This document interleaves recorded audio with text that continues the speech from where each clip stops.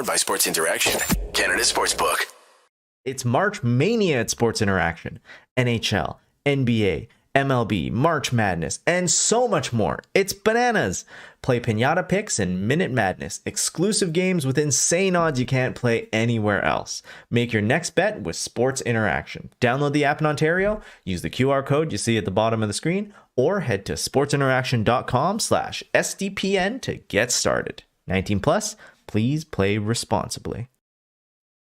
All right, Oilers fans, you almost saw Darth Dennis and Darth Zach, but we alive, we win.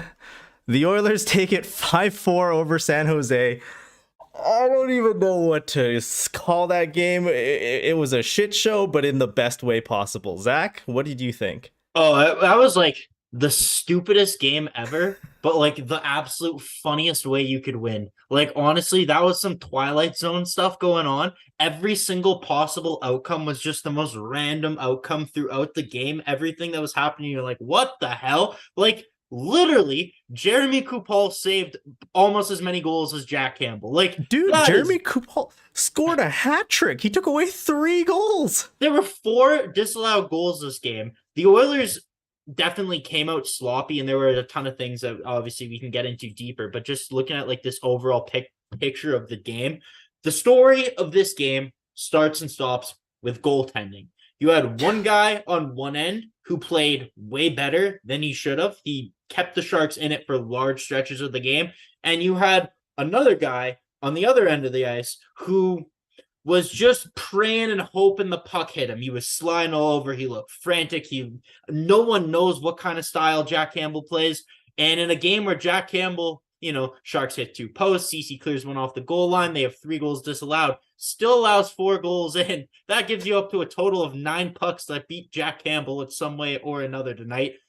Not the best showing, but again, you knew coming into this game, he was going to give you a performance like that. Like when the Oilers were down 4-3, before they were pressing, I didn't even find myself that angry. I kind of expected, I just knew that, not every shot, they're not going to have this crazy shooting percentage all the time. And sometimes, the other goalie is going to step up and stop a few pucks when he has to. And when you have Campbell in net, right, you got to score above, like significantly above the league average to win, right? Yeah. So, yeah.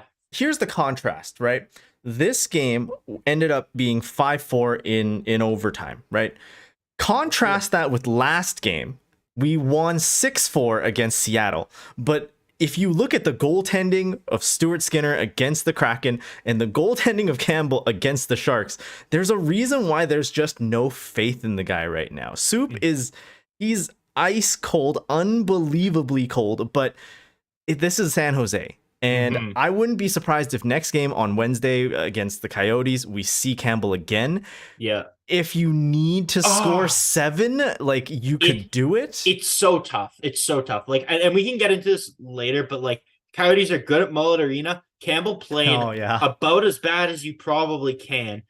Are you okay with throwing those points away is what it essentially comes down to. But we can get into that later. It's tough, right? Now, I just wanted to interrupt because we got 16 likes already. Normally we gotta hammer that in, but we're already starting the show and it's got 16 likes, 30 people watching. Let's hammer a like goal of 54. Let's do it. It's a 5-4 game. Again, like this is incredibly sloppy, but it's sloppy in the way that you're entertained as a fan, right? If you're an Oilers fan, every single game, the Oilers might just absolutely be dog water. And if they wake up for 20 minutes and decide to just light up the opponent, they will win. This is in a game where McDavid, Draisaitl, Hyman, they did not score. The big dogs did not score. Kane didn't score. Before this game, we were looking at Kane at 299, Draisaitl at 298, and McDavid at 297. That was supposed to be the big narrative. It's Seattle, or it's San Jose. They're bad. You're supposed to be able to put up a ton of points. You're supposed to be able to score a bunch of goals. So maybe they break the record. They have 3 guys hit 300 goals all at the same time. Mm-hmm. Once the first period started and that first stinker of a goal goes in, like Barabanov, I think, scored that first one. Just an Yeah. ugly rebound. Well, the goal before it was really soft. You could see Campbell get down on himself, the one that got called back from being offside. Like, beat Campbell clean. He was down, and you could hear the crowd. The crowd was not having it. I know you tweeted they were yelling soup, but to me, it definitely sounded like he was getting booed. It just sounded like everyone who paid money to go to this game was not in the mood to watch a Jack Campbell letting 5, 6, 7, whatever goals. But wishful thinking. But the funny part is, oh my God, where was I going with that? When Campbell, yeah, you call me off track. But when Campbell makes the first save, you hear the crowd really get into it and really start trying to pull him up, because the first save they made, I believe I heard a Bronx cheer right there. And yeah, I was not happy. Like, coming in, I almost felt bad because you could just see the soul come right out of Campbell when he lets in that first goal. Like, you could just feel how down on himself he gets. And I know people are gonna sit in the chat and say, "Oh, where was the defense? Where is the defense?"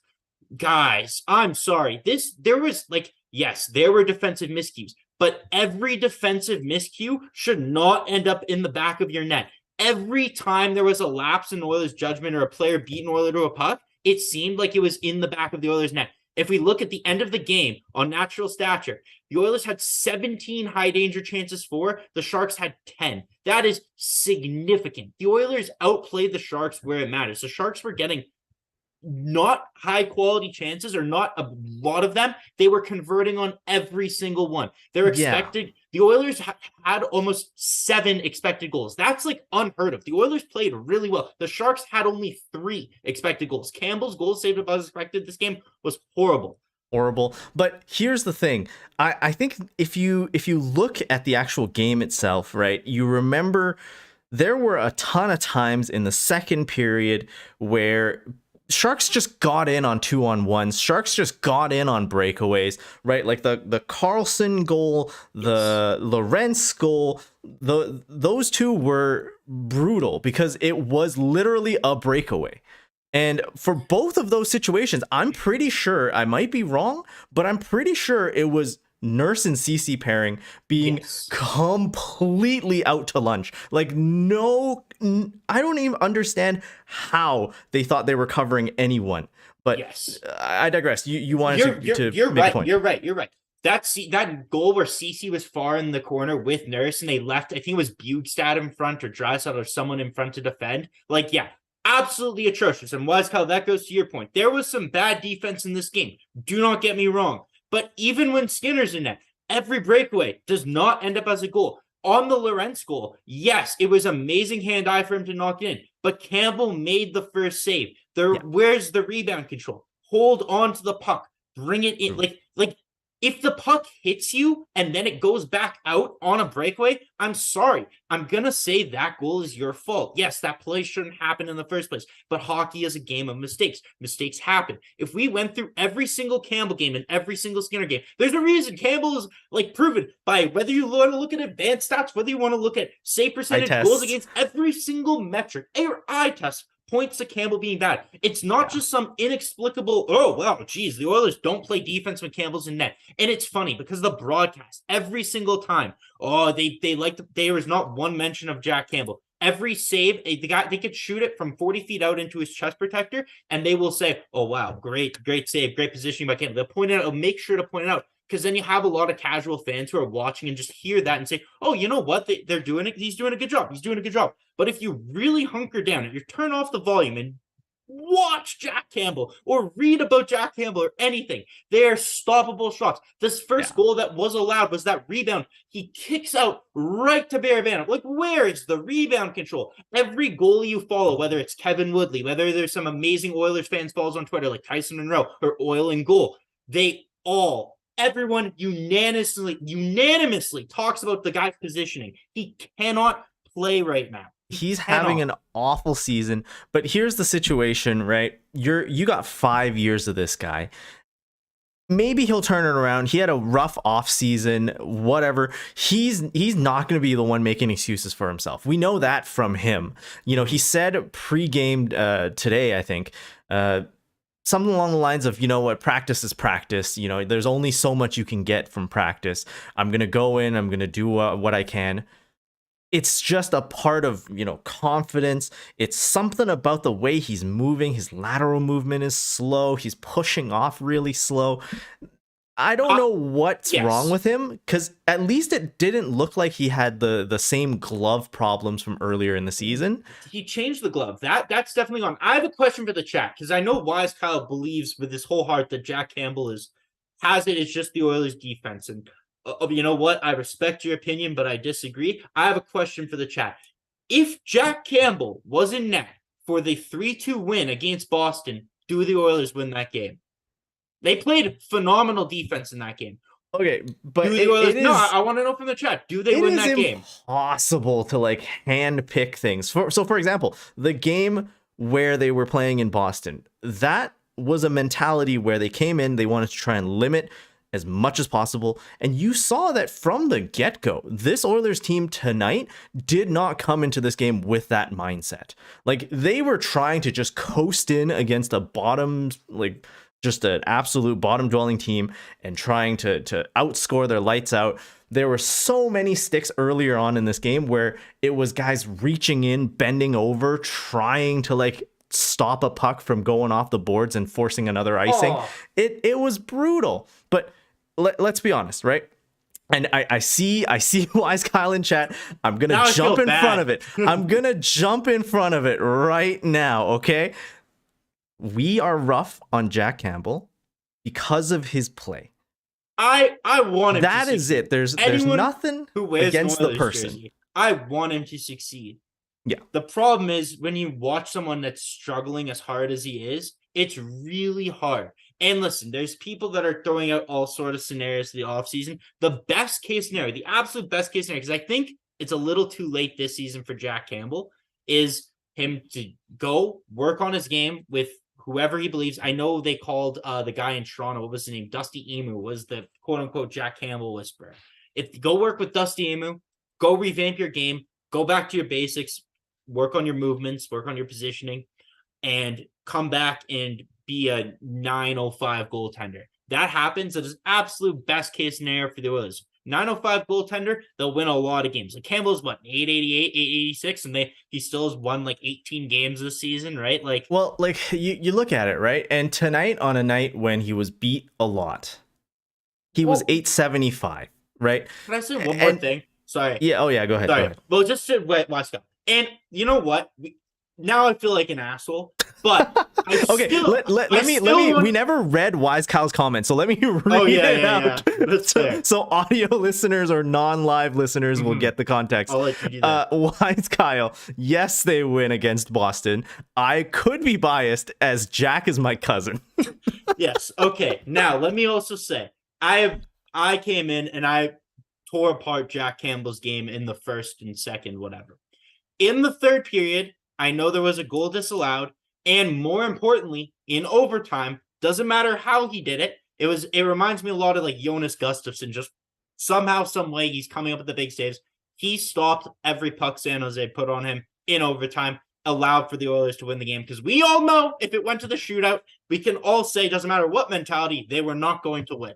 We're gonna see a Leon slapper if that was the case. Exactly, it was gonna be a Leon slapper at the boards and yeah, but I digress. We've harped on Jack Campbell for a lot. I'll let you say what you want to say, and then I think we can move on from Campbell. Look, let's be honest. We have 2 more games against the Sharks. If every game goes like this, but we're locked into a playoff position, there's no flexibility in terms of like racing for matchups in the divisions, then fine, let's just have a shootout, because at that point the points don't matter. It's just like, whose line is it anyway? The game's made up. The points don't matter anyway. Let's get to the postseason. But in this scenario, we are trying our damnedest to catch up to, first off, LA, who's again doing fantastic. They blew out Calgary tonight 6-2. I think it's not quite over yet, but they are an absolute machine, and I am scared of playing LA, but that's a team that we're trying to catch right now in the standings. If we both win tonight, That's 2 points for each of us. No effect on there at all. And we're also trying to catch up. The chance exists to catch up to Vegas, but I think Vegas is like 8 points, like 6 points. They're a little bit ahead. There's a chance LA passes Vegas and it ends up being an Edmonton Vegas first round. Like, I think all three scenarios are pretty likely. Like, I don't think LA and Edmonton's necessarily a lock. I think the Pacific, especially because there was a lot of head-to-heads in the Pacific, we're going to see some movement in the standings. One guy I need to highlight tonight for how he played, I don't think he showed up on the score sheet beyond maybe an assist tonight, was the play of Ryan Nugent-Hopkins. Mm-hmm. He was around it everywhere. Reimer came up huge numerous times, stopping him. I think in the second period, there were like a 3-minute stretch where Nugent-Hopkins was in tight, had a glorious chances, and Reimer just came up huge. Hold on. Reimer gave Nuge the fucking reach around. And I don't know how that is not a penalty. The ref is 5 feet away. The jokes wrote themselves after what just transpired. Like, oh my God. The James Reimer coming out and doing that after what he did. Oh man, he is going to get flamed even more than he already has, and deservedly so, I might add. But Ryan Nugent-Hopkins tonight, I should say, was on the ice for 9 high danger scoring chances for the Edmonton Oilers and just 1 against for the San Jose Sharks. Like, in how much ice time did he get tonight? It looks like at 5-on-5. He played 12 minutes. In those 12 minutes, the Oilers absolutely creamed the Sharks. Like, not fair, not safe for work. It was disgusting. Leon Draisaitl, like, man, this game just goes all over the place. Like, that penalty you're talking about, oh my God, I can't believe the refs were brutal both ways. Like, the Oilers definitely had a few missed trips, missed calls. There was the one early in the game, it kind of set the tone when Hyman gets interfered with in the offensive zone, falls over, and there's just nothing. But this goes to show how bad the refs were. Like, think about it, 9 times out of 10, these offsides weren't just little, like, oh, the stick, like, little millimeters were doing. You were talking about Noah Gregor being significantly offside on a 2-on-1. How did the linesman not see that? You know what I mean? Like, I think the reffing crew entirely was completely off their game tonight. It was ridiculous. It was so bad. And like, you don't want to harp on the refs because we won and there were 3 disallowed goals. Like, they made the right calls upon review, but you just don't want to have to challenge a mistake, 4 mistakes, like, in one game. That is a red flag, man. That is a red flag for the league. And there's a reason why the NHL's refereeing it's a joke, right? Like, in the NBA, and I'm sure, you know, there's a lot of crossover between them. There was an egregious call, you know, a week ago with, I think it was the Celtics. Yeah, I've been just so hyper focused on the Oilers. I haven't paid that much attention to the NBA. I think it was LeBron and the Celtics. There was a huge mishap, essentially 100% interference, but they didn't make the call. The refs came out afterwards, and after the game, they said they have to have accountability because they have like a little interview session afterwards. They said, "Hey, we fucked that one up." Yeah, and they got the 2-minute report for the refs, and they the NBA that holds the refs accountable, at least. Exactly. Right? They came out and they said they fucked it up. We can't change the score. The game is done. Yeah. You know, there's no changing the outcome. We're not going to give away free points willy-nilly. But we fucked it up. We'll hold ourselves accountable for that. We'll try and be better next time. That's all the NHL really has to do. I don't know if this is a bad joke or not, but if the NHL ever did a refs report, it would be like it was written by the CCP. It'd just be like, all good here, nothing going on, nothing to see here. Refs did a great job. There is no Warren Bossing say. Yeah, exactly. Like, it doesn't. I hate talking about reffing, especially when we won, because it sounds like if you lose and you talk about the reffing, you're a sore loser. If you win and you talk about the reffing, you're being picky, you're being, you know, whatever. But it was bad. The fact that we had to go to the situation room 4 times in this game, it was bad. Case in point.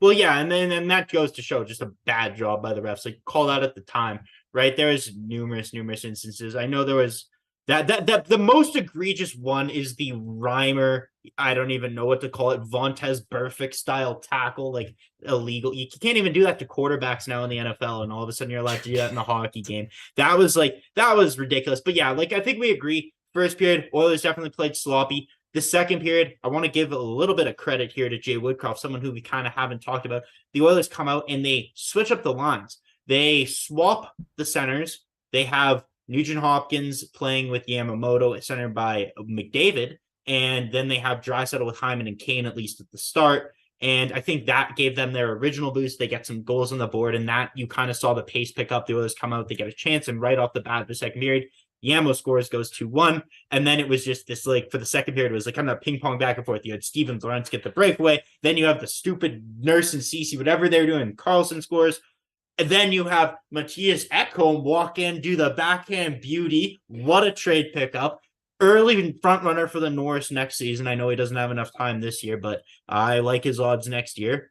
And then right after Ekholm ties it up, San Jose comes back and Erik Karlsson scores again. And we also do need to also credit.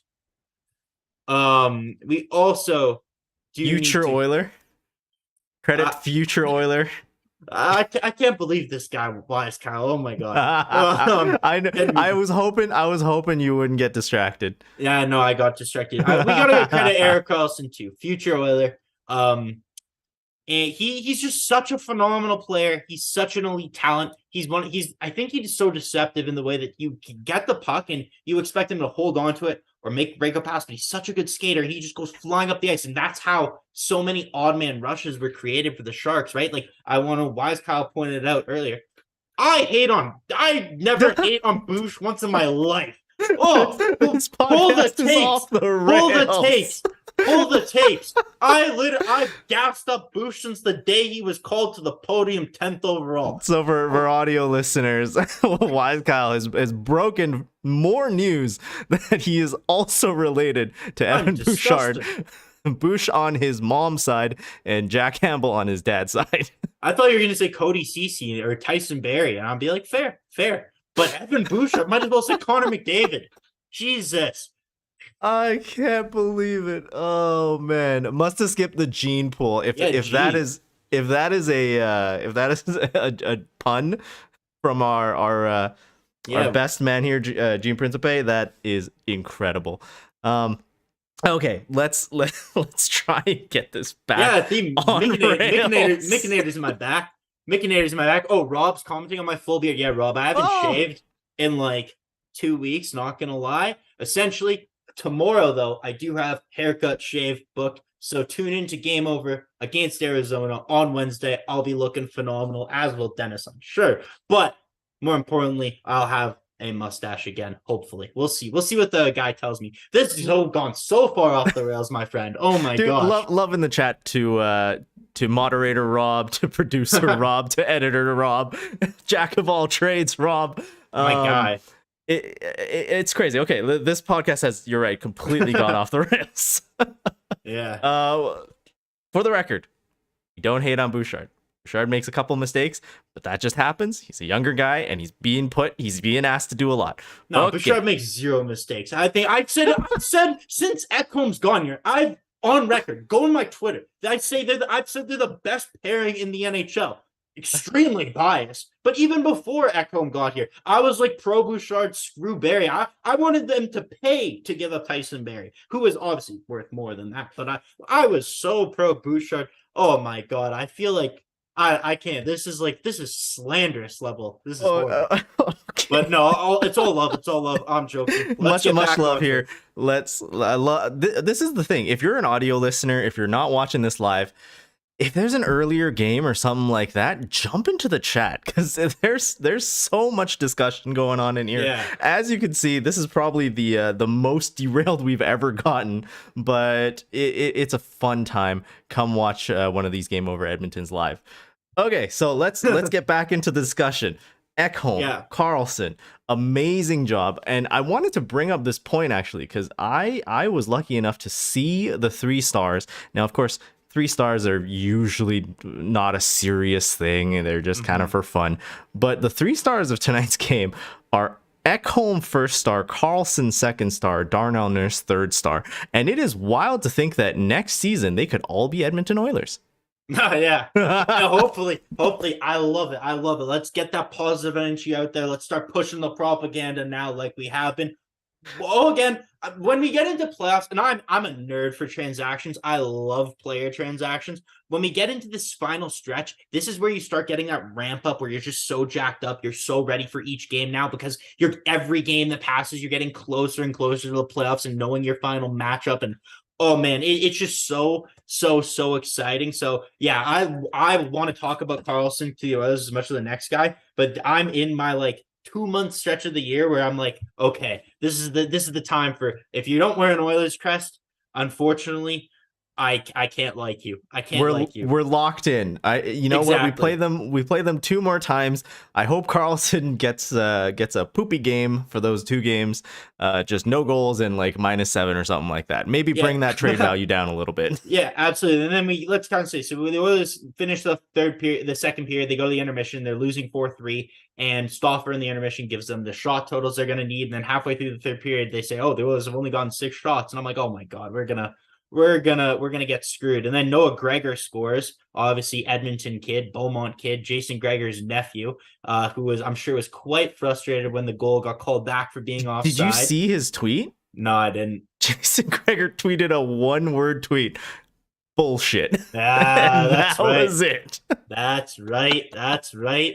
Oh yeah. Get fucked, Gregor. Yeah. Okay. Well, and Travis says, I think Ekholm was the better option. I think right now, yeah, Ekholm Yes. has proven to be everything you can ask for and more. But how about both? How about both? Not one or the other. How about both? But do you not like fun? Exactly.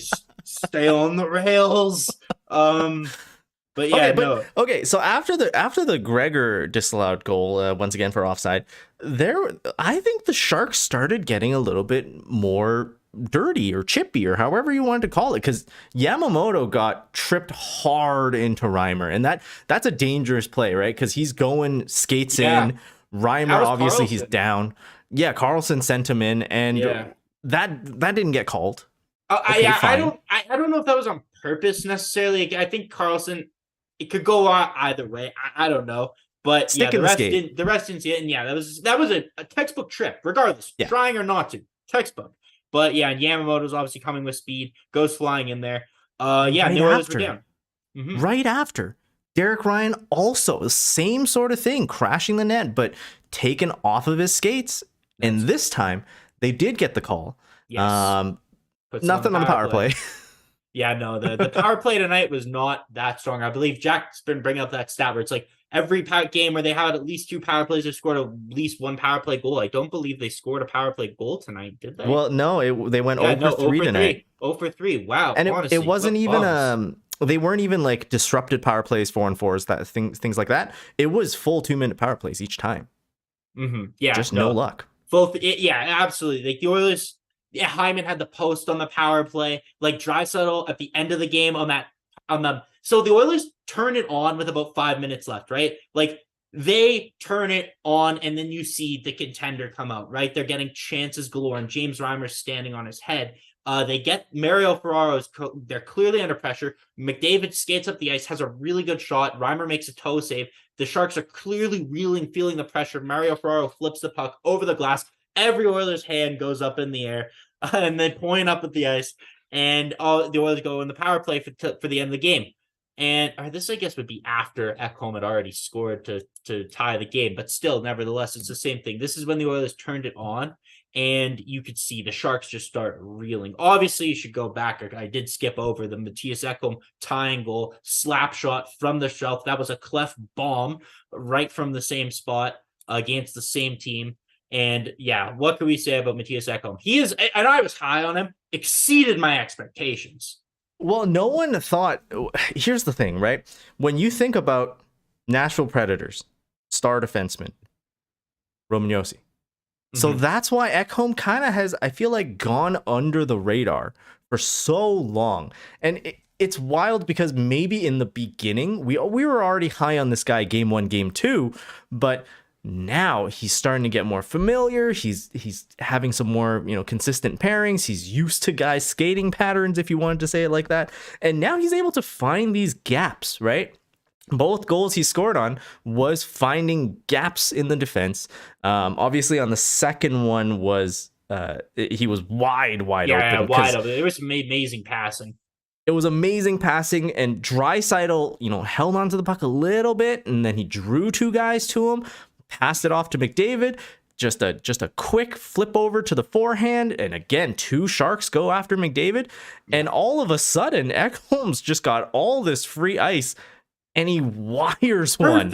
Perfect shot. And you see McDavid grab him and go, I fucking love you. And they were elated. I were more excited for a goal against the Sharks than I honestly thought they were. But you could feel once they started turning on, once they started getting pressure on. One thing I just want to say quickly before we keep going and talk about overtime, I want to say what's up to Wilson. I always love when fans of opposing teams join us. So happy to listen to you.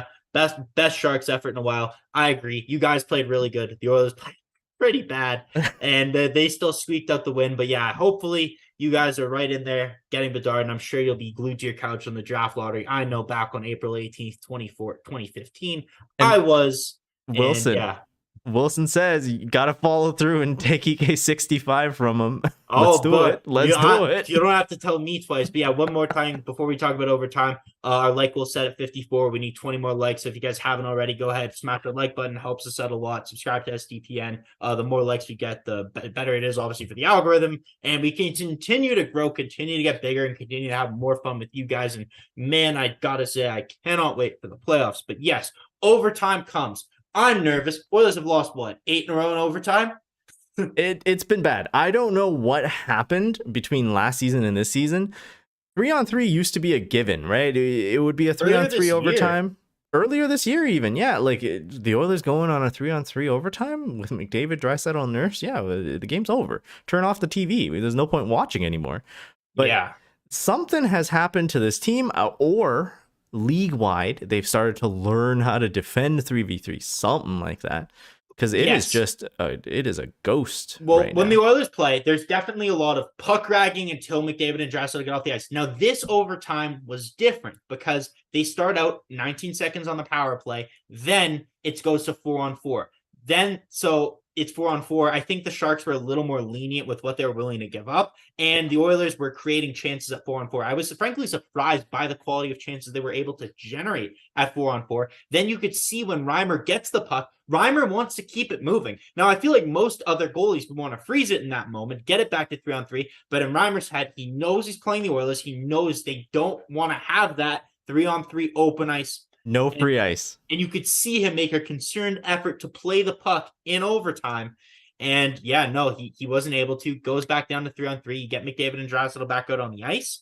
And yeah, no, it was obviously history. There were chances for both ways. And again, like I said earlier, we got to give Campbell credit. I was very worried in overtime, but he stopped every puck that came at him in overtime, and McDavid and Draisaitl definitely had their chances. They were on right up until the end. Like, I was like, okay, they got to get off. They got to be exhausted right now. I don't know how they have any energy left in the tank. And then all of a sudden, Darnell Nurse on the breakaway, 14 seconds left. How many times have you ever said that? Darnell Nurse on the breakaway snipes it on Reimer, who played a phenomenal game. Oilers come back, win 5-4. Here's the thing, right? And it's so hype, and I love that it happened. I love that Nurse was the one that scored. A leadership guy, gets a lot of flack. Oh, yeah. I love that he scored that goal.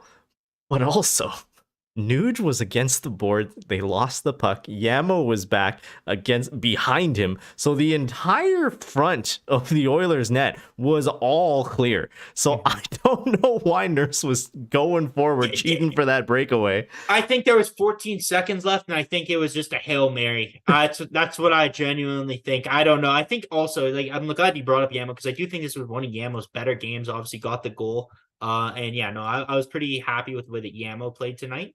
And what I loved about that Yamamoto goal was, first off, it all started with an Ekholm shot that Yamamoto tipped, right?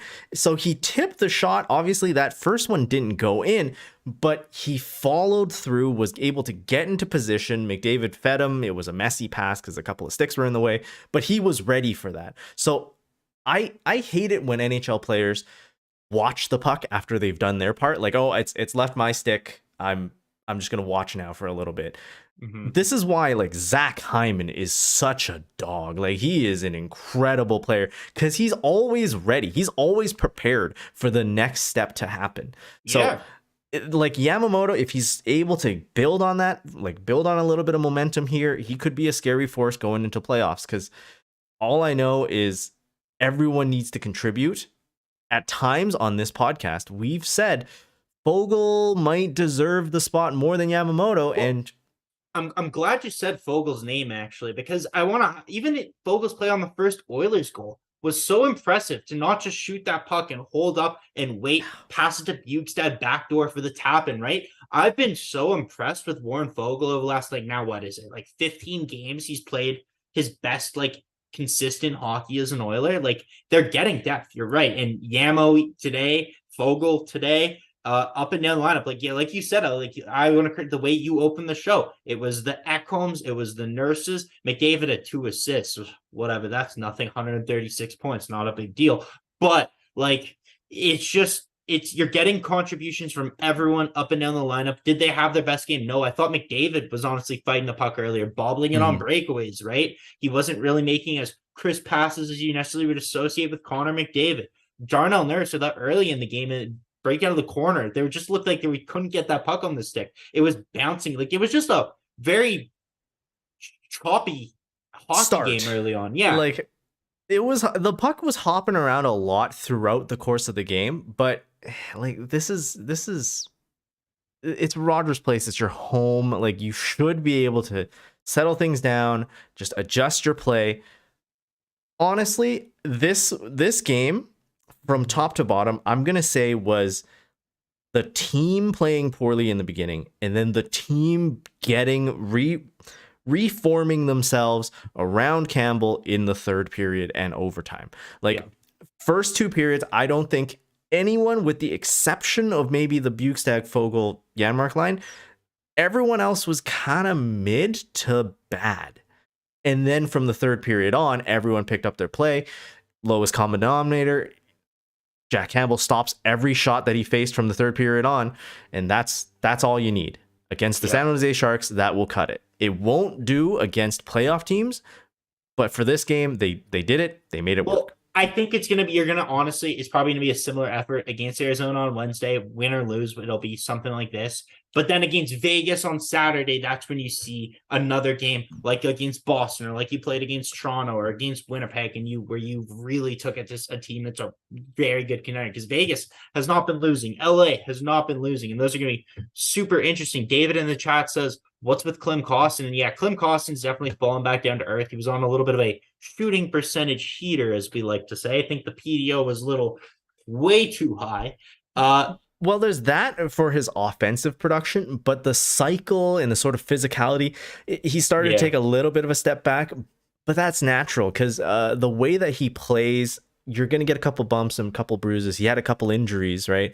So that happens, and you start to dial your game back a little bit. Now, he's still an offensive force. Like last game, he was hitting some guys, and he was a force when he was on the ice, but you can't have that every single night for an 82 game season.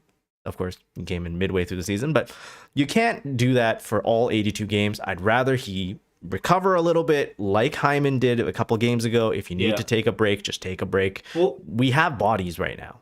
In my ideal playoff lineup, Klim Kostin is not starting game 1. Yeah, I think that's fair to say. Like, there's a lot of depth on this team, so if you take out a Kostin, like, honestly, there's 2 guys that need to come back in, I believe, for the playoff lineup, and they're playing 12 and 6. So who would you take out? Well, take out, it's tough, right? Definitely, I think Klim Kostin, it depends on who your first round opponent is. If it's gonna be like an LA, you're gonna need a guy like Kostin because he's maybe gonna have to protect a couple of guys. And I understand that, and I see that point, and I think it could be valuable. Now, the thing that doesn't irritate me, I think the thing that worries me with Klim Kostin is we've seen a propensity to take that unnecessary penalty from time to time with Klim Kostin, right? Like, I feel like he does draw a considerable amount, but I feel like he also takes way more penalties than he necessarily should. I think he might have been better in it the last 4 or 5 games that he's played in, but that is something that in the playoffs against a team that has who did LA? Didn't they pick up like Zach McEwen, or even a team like Derek that Vegas can get under your skin? That worries me that Klim Kostin might take an undisciplined penalty. And I do think, like, if you're swapping winger for winger, Dylan Holloway is a much better option in terms of who's going to get you a goal. I know Klim Kostin has more goals on the year, but I put my money on Dylan Holloway creating offense and sustaining that pressure away from the Oilers' net. And then obviously Ryan McLeod has to come back in as well. Absolutely. And here's the thing. If you're thinking about who he's going to play with, right? We've seen some really good stuff come out of Holloway, Ryan, and Shore. Like that trio has looked good before Holloway, had to get sent down for cap reasons and then get injured. Like, I honestly think this is, I've said it before in past shows, this is some of the best depth the Oilers have had in years, like a decade. Oh my God, yeah. And Since 1987. Yeah, and I joked in chat. Michael Kerber asked me to replace my Draisaitl jersey with an Ekholm jersey. Yeah. I might, before Ekholm, I might get a Derek Ryan jersey because he's been Golden Bear playing. legend. U of A Golden Bear legend. He's been playing amazing this year, and obviously his contract's up, so maybe it wouldn't be the most safe jersey to buy, but yeah, like Derek Ryan's been playing great. Shore and Janmark, they've been up and down, but Shore recently has been really good. Janmark still has that potential to score shorthanded goals on penalty kills, so fine, keep Janmark in the lineup. Hard decisions from Jay Woodcroft are a good thing. Well, yeah, and I think Janmark is good on the penalty kill, and I know Janmark can have his warts and have bad games, and sometimes you get frustrated with a play here and a play there, but I think overall there's more, like, he is a good bottom six, fourth line guy. Like, I think he provides a positive value on the penalty kill. Like, personally, I like that when you see him out there with Ryan Nugent-Hopkins. I think they're overall pretty effective. I like when you see him out there with a Ryan McLeod on the penalty kill. I think he's a mobile enough skater. He's a very deceptively mobile skater, Ryan McLeod. It's Ryan or Matthias Janmark. Sorry. Matthias Janmark. Yeah, and I think you're like you said, there's going to be interesting combinations. Here's a shot in the dark. Couple injuries happen. Like Raphael Lavoie lit the AHL on fire. Like, you never know. Like, I understand you can't call him up for the regular season, but like, man, so that could be a rabbit you pull out of your hat. He'll definitely be a black ace, and he seems to have that touch. And I know, like, think about it, Dylan Holloway was with the Oilers like all last playoffs, and I think he played 3 minutes in game 4 of a series where they were going to get swept. Like, I think there's almost zero chance, barring injury, that Raphael Lavoie plays. But like, again, they have more depth and more options than we've ever thought before. Like, everyone's talking in the chat, and we got to highlight it one more time. Matthias Ekholm, absolute beast. He's like plus 75 since he came to Edmonton. He's got he's got more points this year than he has in his entire career. Check the facts. I'm telling the truth. And it's not only his own stats. It's the entire defensive core around him, the entire offense that's being able to break out because of these beautiful passes. Like, Ekholm's just a beauty. Yeah, Ekholm's been... I thought he was going to be good. I was a little... Like, I was... Obviously, everyone knows who watches. I was very much on the Jacob Chychrun trade. I'd say I was probably like 60-40 in favor of Chychrun. Ekholm shut me up, heard of him. made me look stupid. Like, man, everything Matthias Ekholm has been so valuable to this team, and he's been everything you could ask for, from the offense to the defense to the transition play. You literally could not write up a better scenario in which this guy plays. Like, what a lovable, awesome person to have on your team. Just the way he scores goals. He's not afraid to get up in the play, join the rush, take a shot. He creates so much. Like, I don't know. I love him. I think he's been so good. And the beard as well. We can't forget about the beard. It brings up morale. It brings up your grit per 60 in McDavid levels, you know? After he scored that second one, McDavid got a nice rub up against that beard. Oh, yeah. Just wait till we get to the playoffs and Leon starts growing out his beard again. Wow. Oh, my God. If they're not going to kill you on the ice, they'll kill him with facial hair. They have some of the most beautiful facial hair in the NHL. It doesn't get better than those two, Ekholm and Draisaitl. So, yeah. Sadly, I don't got the chops. I don't got the genetics to grow it out like you do. But I'll pull off a Vinny Desharnais, a Ryan Nugent-Hopkins sort of stash. Exactly. Yeah, you can pull off the Ryan Nugent-Hopkins baby face so well. It looks good on you. I love the fact that Jay Woodcroft, when he was asked about Baby Nuge on the way, I love the fact that he had the gall to just be like, oh yeah, Nuge, he's barely shaven. Now he's having a kid. I love that. The fact that the coach is able to just joke around and have fun with players. Oh yeah, incredible stuff. That you could tell they're definitely getting to a point that the dressing room is really close, but it's getting down to business time, and you could see everyone's starting to pick it up. Like especially Draisaitl, I thought again today he was really good. Even Philip Broberg, I thought Philip Broberg had a worse game than he did, but like because when I think back to the game, I think that one play where a San Jose guy in like third period muscled Broberg off the puck when Broberg was trying to start a breakout and ended up getting like a 2-on-1 chance, but I think it was Vlasic or someone who shot it over the net. But Philip Broberg ended up controlling like 56% of the expected goals when he was on the ice, and he was on for a goal for and 1 goal against. And yeah, I think he was on the ice for the Lorentz breakaway, but you know what? The entire team was not playing well in the first and most of the second period. So scratch that up to the boys pulling it off when they needed to. It's great to see once again, like Jeremy Kupel, who's up looking at the videos, he's able to call back 3 goals against. I tweeted it out earlier today. Campbell and Kupel, what a tandem. Oh yeah, Campbell. If every Jack Campbell start, Jeremy Kupel can do this. I'm comfortable. But all right, let's start wrapping it up. Obviously, I forgot to mention, as we were talking about team camaraderie, they showed it during the game, but Vander Kane about to welcome a 4th child into the world. Is it third? I think it's his third. Third? Yeah, I think it's third. Sorry. Third. Giving him too much credit. Too much credit. Third. So congratulations, and I'm glad that the Oilers were also able to make it a little bit special during the gender reveal announcement. McDavid, could you show up for that in something other than shorts and a t-shirt? That's Pete Connor McDavid right there. Connor, what do I want him in, a suit for Evander Kane's gender reveal? I love that he was in his workout gear. That's his personality there, my friend. That's how he's growing the game. It looked like he works at the rink. Dude, that you put Ice Spice over that when McDavid walks out there.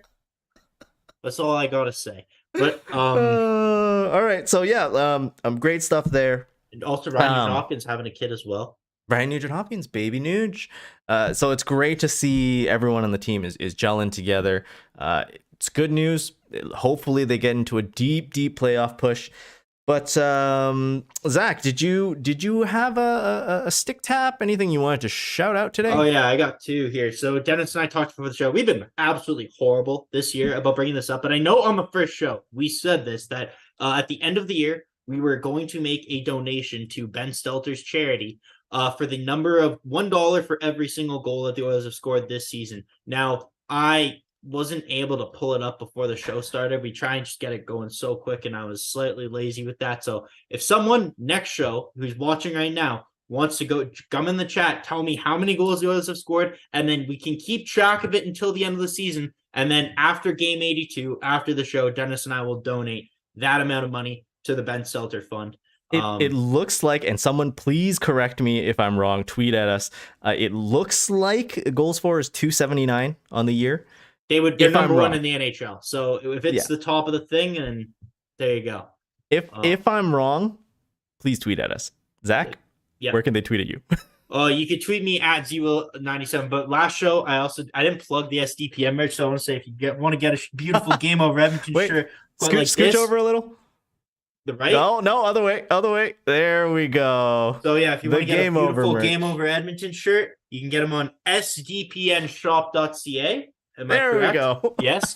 And Travis in the chat says 279. So next show, come back. Let me know every show how many goals they got, and me and Dennis at the end of the year will make that donation. Rock on. So you can get this shirt, sdpnshop.ca, and you can also tweet at me at zwheel97 on Twitter. That was a choppy extra, much like the Oilers' first period, but we can, just like the Oilers, we got through it. Dennis, where can they find you? And also, do you have any more sick taps or not? I do, but hey, you can follow me on Twitter at Dennis Lee YEG. I can't promise that all of my tweets are going to be as good as this one, but I wanted to highlight at the end of the show here. great tweet by Luke Prokop.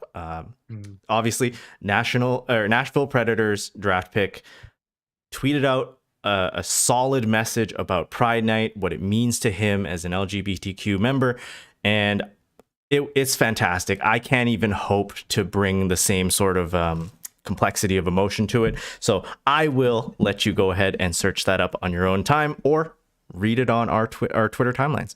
That is it for us tonight. Next game is Wednesday, March 22nd against the Arizona Coyotes in Edmonton. At midnight. Yeah, it's at 8:30 Mountain Time, so the show will probably get to around midnight. It'll be Zach and I though, so we're gonna have a fun time. Hopefully, chat. If you're able to make it, that's fantastic. And if you're listening again non-live, if you're listening to it on Spotify, Apple Podcasts, see if you can make a show. Maybe you live in Europe or Asia, and you can make one of these late night shows. Yeah, jeez. That's it for us tonight. Thank you so much for being here. And yeah, let's wrap it up with a solid Play La Bamba, baby. Good night. Bye-bye. Game over! Powered by Sports Interaction, Canada Sportsbook.